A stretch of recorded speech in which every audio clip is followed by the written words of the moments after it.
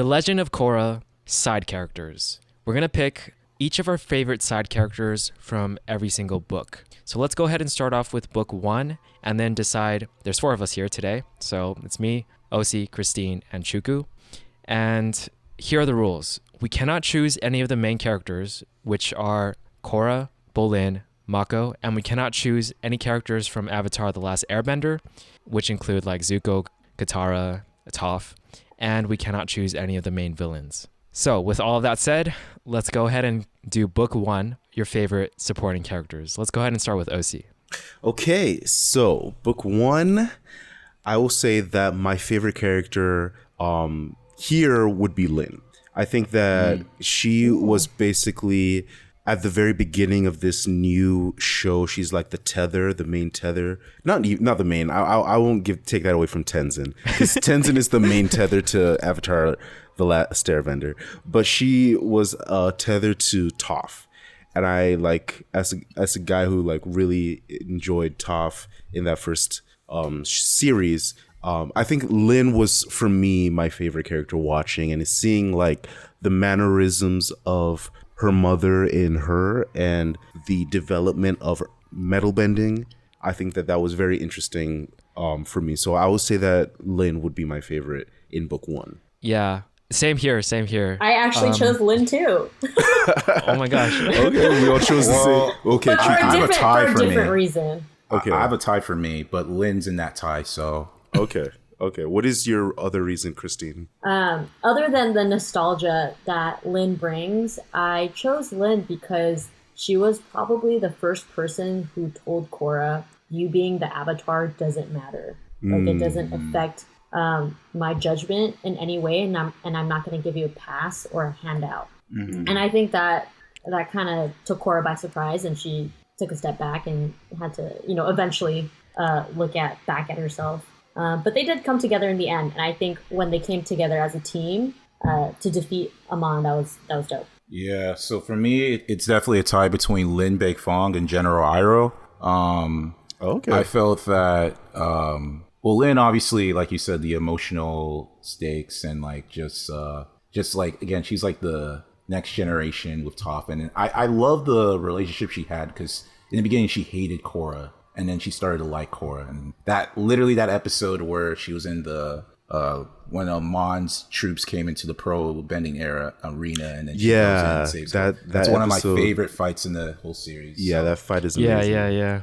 So that was awesome, and she kind of reminded me of Spider-Man. And I remember people used to make video jokes of like, she's Spider-Lin. So that was definitely very, very a dope thing. And like what you guys said, she's just a cool character. And she continues to become a cool character later seasons. Yeah. And okay, since we had basically 3 people choose Lin, does anyone have honorable mentions for 2 characters? Well, I wasn't done with my other person because I was tied. Oh, right. My bad. Go ahead. My next person was General Iroh, and I don't know. I loved, like, ignoring the fact that his voice is Zuko. Let's just ignore that.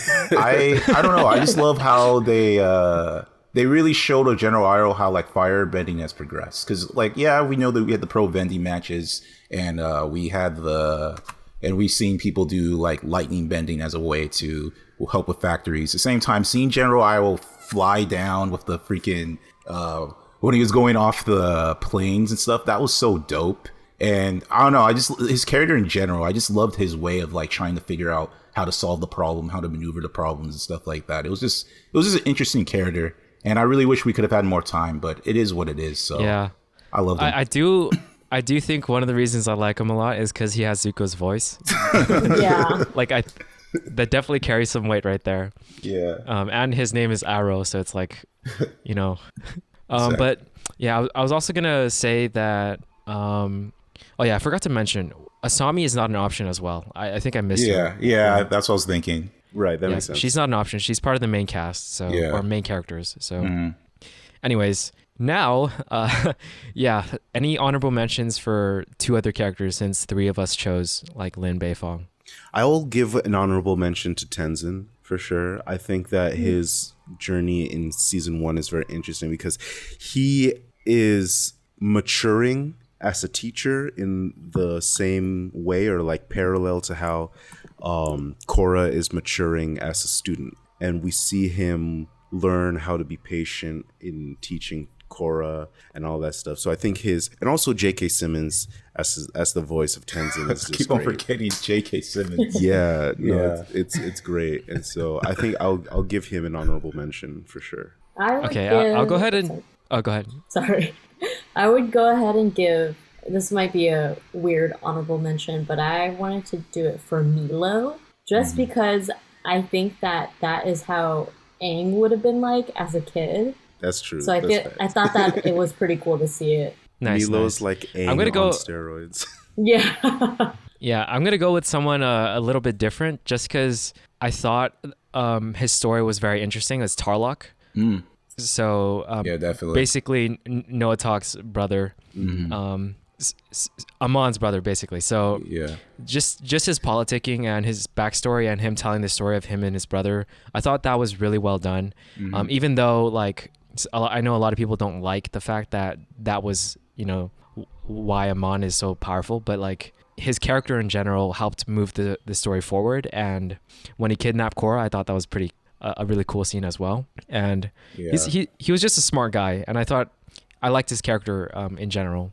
So I just wanted to give him an honorable mention. Yeah, to be honest, I have to agree with you that I feel like TARRLOK is an underrated villain in my eyes. Like, I think his whole thing, like, especially when after rewatching season 1 and seeing his whole, like, he went to do this because he wanted to help he wanted to get away from his father's image, and then he realized it was his father's image. And then to end the bloodbending, to end this story, he wound up making the sacrifice to kill both him and his brother, which, although that was screwed up, same time, I kind of liked it just because it was like, at the end of the day, he still had justice and he still wanted to do the right thing, and it shows that. So yeah, TARRLOK is an underrated character in my eyes. I think that scene was pretty amazing. Like, think about the mentality you have to be able to kill your brother too, and also sacrifice yourself. Exactly, man. Yeah, that scene was pretty like heart-wrenching. And the tear, All right. the lone tear that came down his eye. Exactly. All right. So book 1, that was already kind of tough to choose, but like now we're getting into book 2 and things are getting a little crazy. You want to start us off, Chuku? Oh, with my favorite character? Book 2, yeah. Jeez. For me, does it have to be one? Because I've always, for all of them, I put like 2 because I love both of the characters. But if Let's I go with one first. Let's go Okay. one first. Okay, if I had to choose one, before book 2, I'm gonna use Tenzin, because I feel like Tenzin had one of the greatest character developments in book 2. I feel like that's one of the most underrated things that people people overlook with book 2. They don't mention Tenzin's character development. I really liked it. I feel he felt like it was like because it was literally like almost like the show creators telling us, what is Tenzin? Is Tenzin just another Aang, or does he have his own identity? And then eventually he senses that he does have his own identity. And that later does help with Korra, trying to explain that you're not just the people you were told in the past. You're also your own, your own person, which is something that they've kind of done with Avatar, being the themes with Zuko, where it's like, are you the Fire Lord's son, or you know who you are? So to me, I kind of felt like it was sort of a callback, although it wasn't. So I felt like Tenzin, to me, number 1 character. Yeah, that's a good choice. That's a good choice. For me, for book 2, also another weird pick, but I chose Eska. Ooh.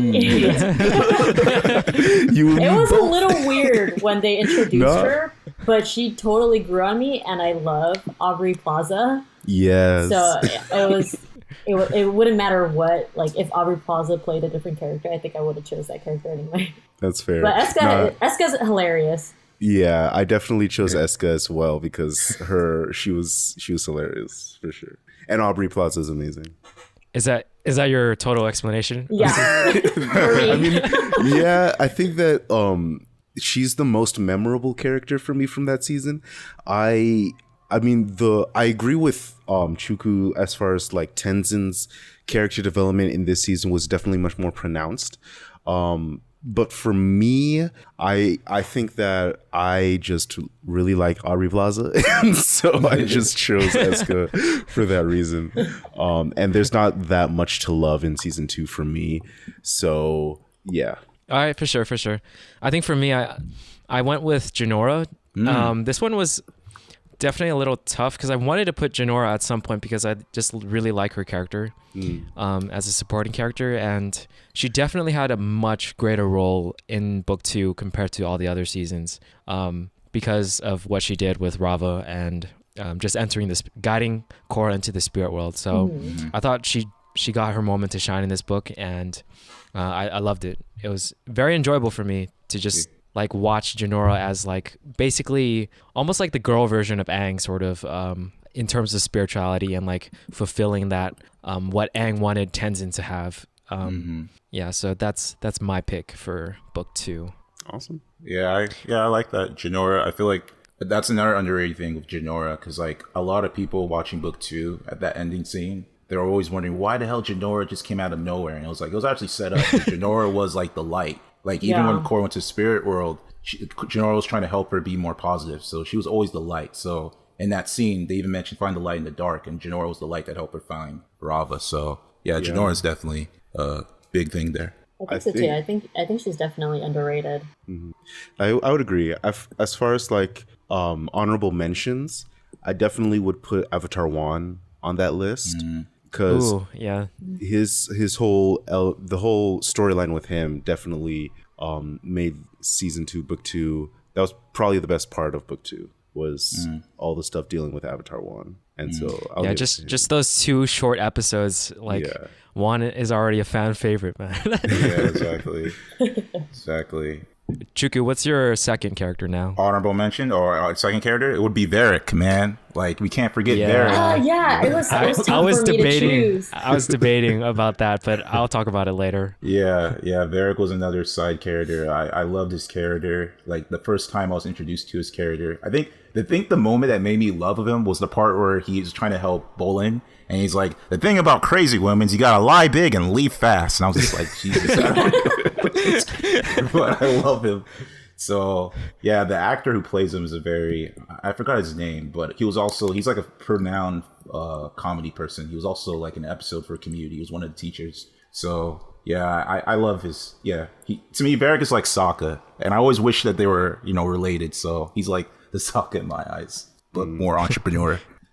Yeah. I love VARRIK as a character, but he's actually a pick for something later. So that was our picks, guys. You guys can leave your picks in the comments below and tell us why. That's a very important part. Tell us why.